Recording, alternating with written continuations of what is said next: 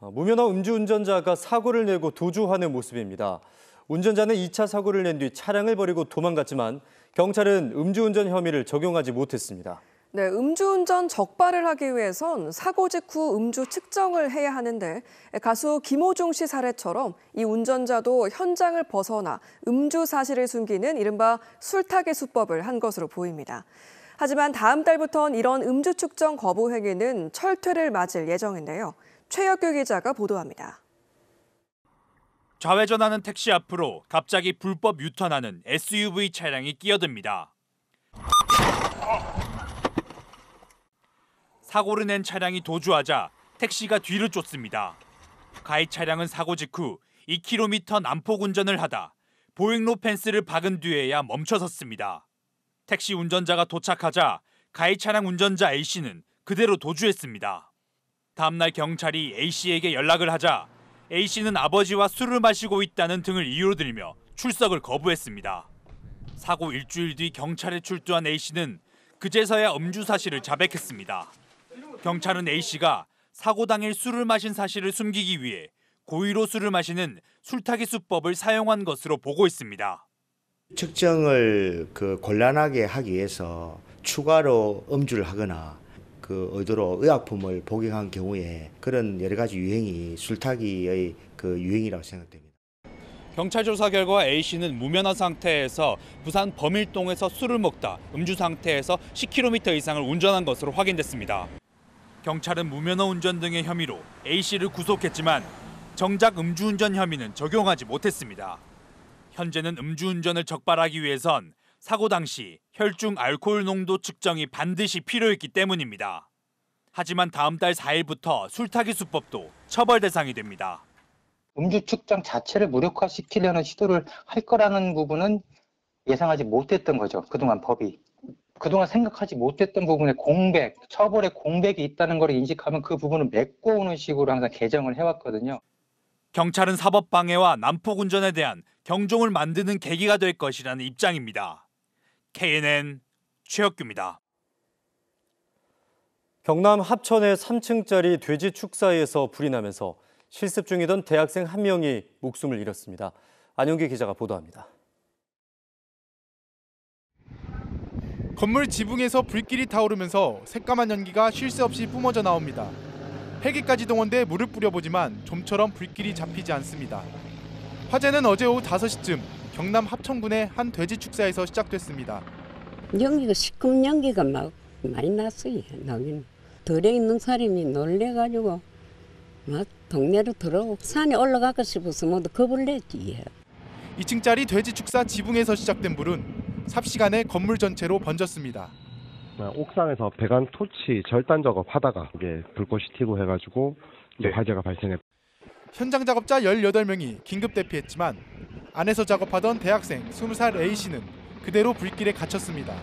제 뒤로 보이는 건물이 불이 난 돈사입니다. 사고로 숨진 실습생 20대 A씨는 이곳 돈사 2층에서 작업을 하다 미처 빠져나오지 못했습니다. 대학 축산업과를 다니던 A씨는 올해 3월부터 석 달째 이곳에서 실습 중이었습니다. 이 축사가 동사가 아파트식으로 되어 있거든요. 복도식으로 되어 있고 양쪽으로 이제 막 돼지들이 들어가 있어요. 밑에 빠지지를 못했던 것 같아요. 연기 흡입을 하다 보니 그렇게 된 거고. 4시간 반 만에 꺼진 불로 네팔 국적의 20대 직원도 부상을 입었습니다. 또 돼지 2,800여 마리가 폐사하는 등 모두 23억 원의 재산 피해가 났습니다. 경찰은 국립과학수사연구원과 합동감식을 통해 정확한 화재 원인과 대피로 확보 등 현장 안전관리에 문제가 없었는지 집중조사할 방침입니다. KNN 안영기입니다. 정부가 쌀 공급 과잉 문제를 해결하겠다며 벼 재배 면적을 줄이겠다고 밝혀 농민들의 반발이 큰 상황인데요. 반면 옆 나라 일본은 현재 심각한 쌀 수급난에 시달리고 있습니다. 이런 가운데 경남에서 생산된 쌀이 처음으로 일본에 수출되는데요. 판로 확대는 물론이고 벼 재배 면적 감축의 해법으로도 주목받고 있어 일석이조의 효과가 기대되고 있습니다. 이태훈 기자가 취재했습니다. 하동 섬진강 쌀이 컨테이너에 실립니다. 이번에 일본으로 수출되는 하동 쌀은 40톤에 이릅니다. 다음 주에 40톤이 나가고 향후 6월달에 약 200톤을 추가로 나가는데 저희 농업인들이 가지고 있는 원료국 소진에 도움이 많이 되고 있습니다. 현재 일본은 쌀 생산량 감소 등으로 심각한 쌀 수급난에 시달리고 있습니다. 일본 현지 쌀값이 폭등한 데다 물량까지 부족하면서 처음으로 하동쌀 수출이 성사된 겁니다. 일본 시장은 한국 시장보다는 한 2~3배 정도 가격이 높기 때문에 좋은 시장으로 지금 평가받고 있습니다. 우리 국내 시장의 시장 가격도 조절할 수 있는 기능이 있어서 큰 의미가 있고요. 하동군은 지난해에도 미국과 캐나다 등 11개 나라에 쌀 500톤을 수출했습니다. 올해는 여기에 일본 수출 물량 280톤까지 더해지면서 12개 나라에 700톤을 수출할 계획입니다. 특히 쌀 수요가 많은 일본 시장 개척은 가뜩이나 논란이 된 벼 재배 면적 감축의 해법으로 주목받고 있습니다. 하동군이 줄여야 하는 벼 재배 면적이 423헥타르인데 쌀 700톤을 수출하면 135헥타르를 감축한 걸로 인정받을 수 있습니다. 식량이라는 안보의 의미를 갖고 있는 시장을 든든히 지킬 수 있기 때문에 이런 방향으로 구조적 전환, 이것이 정부가 해나가야 될 방향이라고 생각을 합니다. 경남이 할당받은 감축 면적은 7,000헥타르에 이르는 만큼 다른 시군에서도 쌀 수출 경쟁에 적극적으로 뛰어들 것이라는 전망이 나오고 있습니다. KNN 이태훈입니다. 네, 민주당 이재명 대선 후보의 해양수산부 부산 이전 공약이 뜨거운 감자가 되고 있습니다.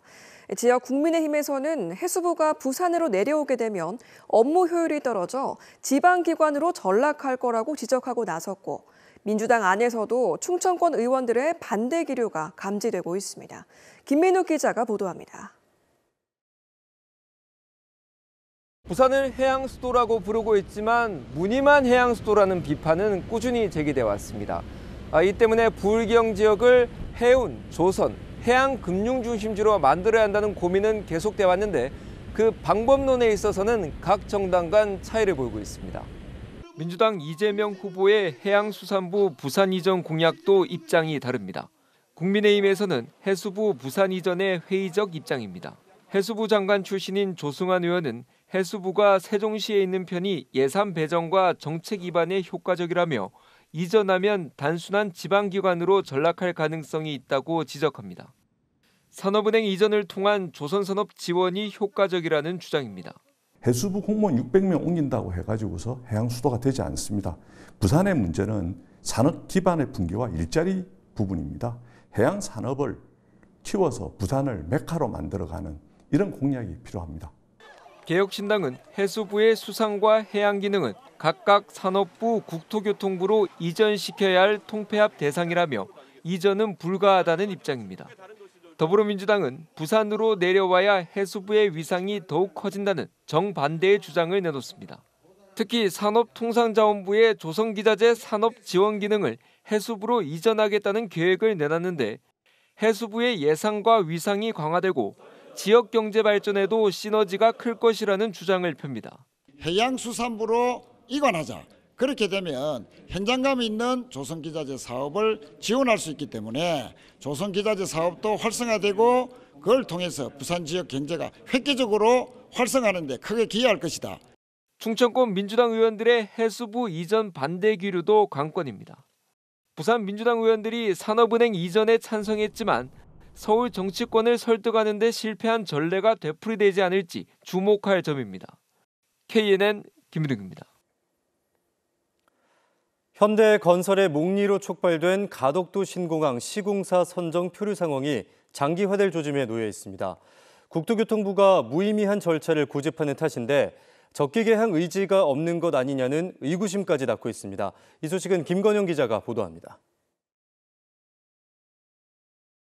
가덕도 신공항 부지조선공사 수의계약 대상자였던 현대건설 컨소시엄이 공사기간 연장 요구 파문을 일으킨 건 지난달 28일.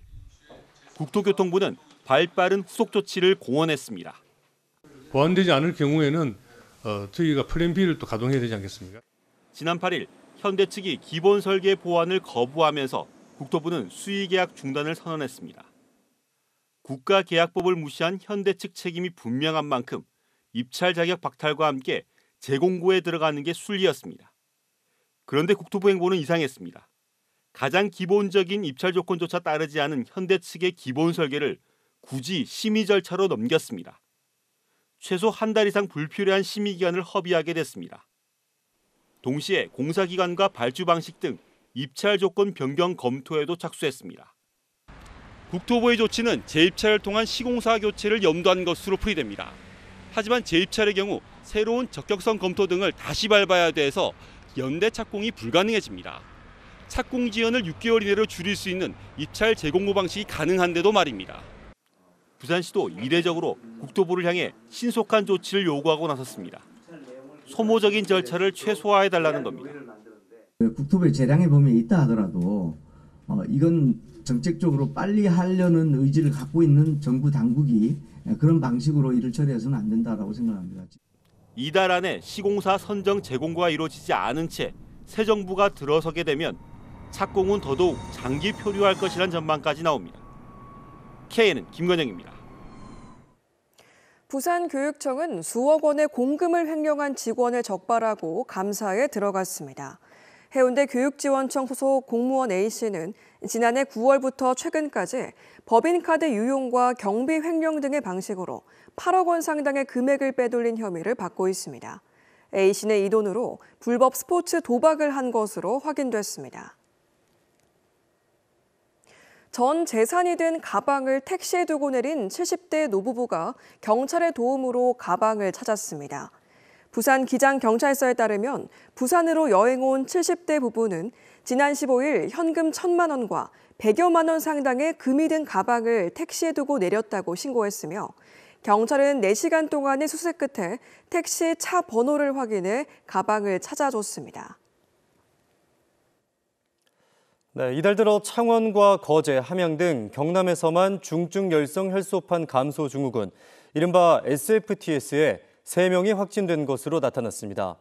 SFTS는 진드기를 매개로 감염이 되며 보건당국은 고열과 구토 등을 동반하고 중증일 경우 숨질 수 있다며 야외 활동을 할 때 긴 옷을 입고 벌레 기피제를 사용해 줄 것을 당부했습니다.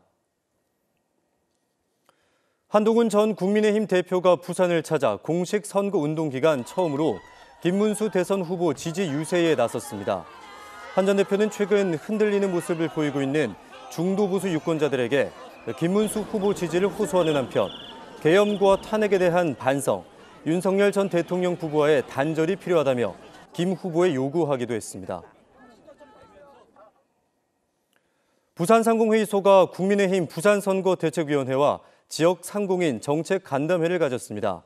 이번 간담회에서 부산상인은 가덕도 신공항 적기 개항과 2단계 확장 등 주요 현안과 기업 과제를 담은 제언집을 전달했습니다. 기업인들은 김문수 국민의힘 대통령 후보의 광역급행철도 GTX 전국 5대 광역권 확대 발표와 관련해 국가 균형 발전 차원에서 필수적이라며 공감을 드러냈습니다.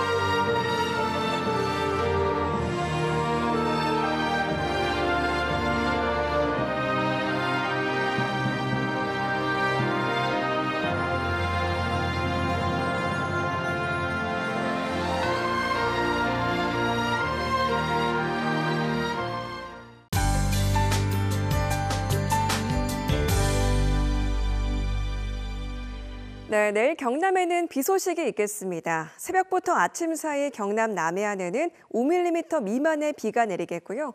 오후에는 함양과 거창 등에 소나기가 예보돼 있습니다.